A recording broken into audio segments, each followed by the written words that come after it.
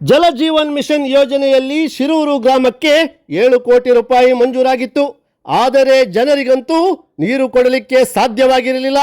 ಕಳೆದ 3 ವರ್ಷಗಳ ಹಿಂದೆ ಕಳಪೆ ಕಾಮಗಾರಿ ಮಾಡಿ ಜನರ ಕಣ್ಣಿಗೆ ಮಣ್ಣೆರಚಿ ನಾಪತ್ತೆಯಾಗಿದ್ದ ಗುತ್ತಿಗೆದಾರರು ಈಗ ಮತ್ತೆ ನೆಲ ಅಗೆದು ಪೈಪ್ ಅಳವಡಿಸುವ ಕಾಮಗಾರಿ ಆರಂಭಿಸಿದ ಬಗ್ಗೆ ಶಿರೂರು ಜನರು ಆಕ್ರೋಶ ವ್ಯಕ್ತಪಡಿಸಿದ್ದಾರೆ.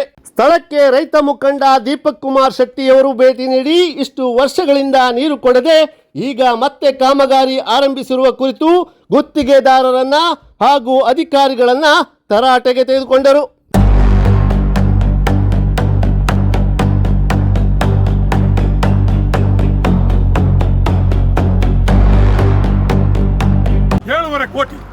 ಏಳೂವರೆ ಕೋಟಿ ಮಾಡಿ ಒಂದು ಬದಿಯಲ್ಲೂ ಇವರು ಸರಿಯಾದಂಥ ಪೈಪ್ ಹಾಕಿಲ್ಲ.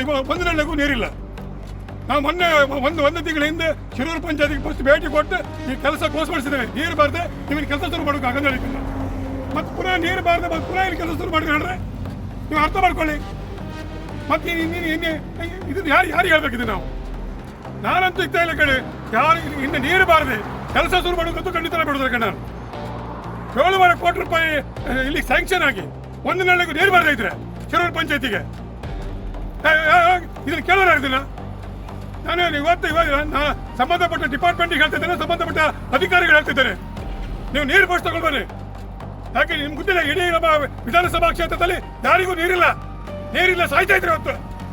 ಖಾಲಿ ಪೈಪ್ ಹಾಕಿ ನಮ್ಗೆ ಕಣ್ಣು ಒರೆಸುವ ಕೆಲಸ ಮಾಡಬೇಡಿ. ನಾನು ಗುತ್ತಿಗೆದಾರಿಗೆ ಆರ್ಡರ್ ಮಾಡ್ತಾ ಇದ್ದೆ. ಗುತ್ತಿಗೆದಾರಿಗೆ ಗೊತ್ತಿರಲಿ. ನೀವು ಇಲ್ಲಿ ಬಿಲ್ ಮಾಡ್ಕೊಬೋದೀಗ ನಮ್ದೇ ದುಡ್ಡು, ನಮ್ದೇ ಟ್ಯಾಕ್ಸಿ ಹಣ. ನಿಮಗೆ ಬೇಕು ನೋಡಿ, ಇಲ್ಲ ನೋಡಿ 3.5 ಫೀಟ್ ಕಡೆ 3.5 ಫೀಟ್ ನಡಿ ಪೈಪ್ ಹಾಕ್ಬೇಕಾಗಿತ್ತು. ನೋಡಿ ಒಂದೇ ಅಡಿ ನೋಡಿ, ಇಲ್ಲಿ ಒಂದೇ ಅಡಿ. ಇದು ಎಂತ ಭ್ರಷ್ಟಾಚಾರ ಇರ್ಬೋದು ಕಂಡು ನೋಡಿ. ಅಲ್ಲ ಮೌರಿ ಅಡಿ ಪೈಪ್ ಹಾಕಿದ್ದಾರೆ. ಮೌರಿ ಅಡಿ ಪೈಪ್ ಹಾಕ್ತಾರೆ ಕಂಡ.